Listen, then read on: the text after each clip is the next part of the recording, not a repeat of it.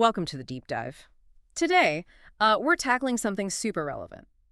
How to spot those scammy e-commerce sites. Right. We've got a bunch of sources, and we're using a listener example, kringleheaven.com, sort of as our case study here. Yeah, and the mission today is really practical. We want to give you a quick checklist, Yeah, things to look for. exactly. Our rapid-fire guide. Because honestly, a slick website or these huge discounts, they can be really misleading. You've got to look deeper than just how it looks. Okay, let's jump right in then. Visuals first. One thing our sources highlight is weirdly consistent pricing. Hmm. Like on kringleheaven.com, so many things were exactly like $29.99 or $59.99.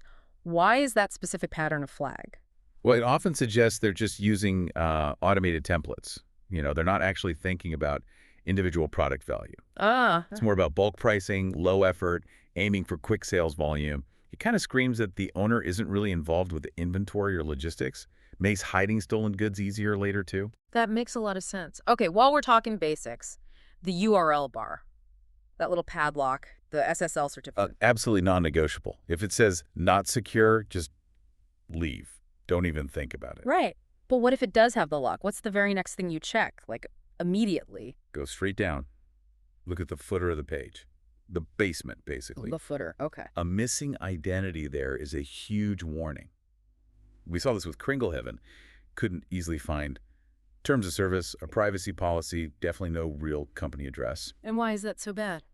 Well, if they don't give you any legal way to contact them, it means they really, really don't want to be found when your package never shows up. Right, traceability. Got it. And here's something quick I picked up from the sources. Try loading the site on your phone. Oh, yeah, good one. Scam sites apparently often look okay on a computer, but are just terrible on mobile. Glitchy, broken layouts, maybe forcing you to zoom constantly. Exactly. It shows a lack of real investment. If they didn't bother with mobile, it suggests, a kind of fly-by-night operation. Okay, so that lack of investment ties into what you call the real deal breaker, external verification. Yes. This is probably the single most important check. If the website feels like it exists in its own little bubble, it probably does. So you mean search for the brand name itself, like outside of their own website? Precisely. Use Google, check Instagram, YouTube, whatever. A real company, a real brand, doesn't only exist on its sales page. Right. If Kringle Heaven is supposedly selling all this stuff, where are the customer photos, the unboxing videos people post? Exactly. If you find absolutely zero social media presence, no mentions on forums, no third-party reviews, that is a massive red flag. It suggests the brand isn't real. And what about testimonials on their site? Sometimes they have those. You have to be cynical there. Look past the glowing 5-star reviews. Real social proof is usually, well, messier. User photos, maybe slightly critical comments, actual experiences. Not just blocks of text saying, great product. Yeah, fake sites often have overly positive, really repetitive testimonials. Sometimes they even use stock photos for the reviewers. Okay, and another thing, the actual product photos. You mentioned zooming in. Yes, image theft is incredibly common. Zoom right in on those pictures. Are there faint watermarks from another brand? Right. Weird logos edited out? Inconsistent lighting, suggesting they just grabbed images from different places. So they're stealing pics from legitimate sellers. Often, yes.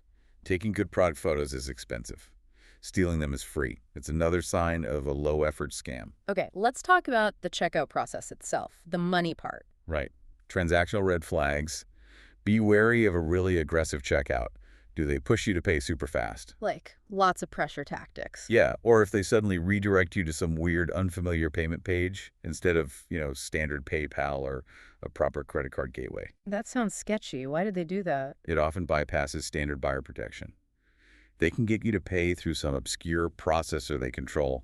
It's much harder for you to do a chargeback when things go wrong. Less fraud protection for you. And that ties into vague promises about shipping, right? Definitely. If they promise delivery, but give zero specifics, no warehouse location, no courier info, that's unlikely unless it's a huge established brand everyone knows. Okay, one last check from the sources. The domain age. How old the website address actually is. Crucial point. Use a free WHOIS lookup tool online. If kringleheaven.com was just registered, say, last month, and it's already having these massive clearance sales. That doesn't add up. Not usually, no. A legit new business might be new, sure, but they'd likely have some press, maybe founder bios online.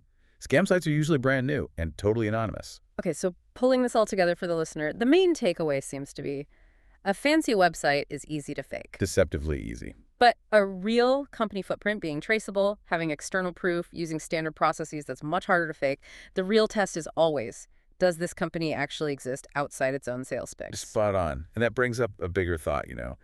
These scam sites thrive on speed and anonymity. Get the cash, disappear. Right. Before they get shut down. Exactly. So it makes you wonder, what role do we as consumers play? Yeah. If we spot these red flags, how effectively are we reporting these sites to payment processors, to domain registrars? So it's not just about protecting yourself. Well, yes, protect yourself first. Yeah. But maybe there's a collective action angle, too. Fast reporting could potentially shut these operations down quicker, protecting everyone else. Something to think about.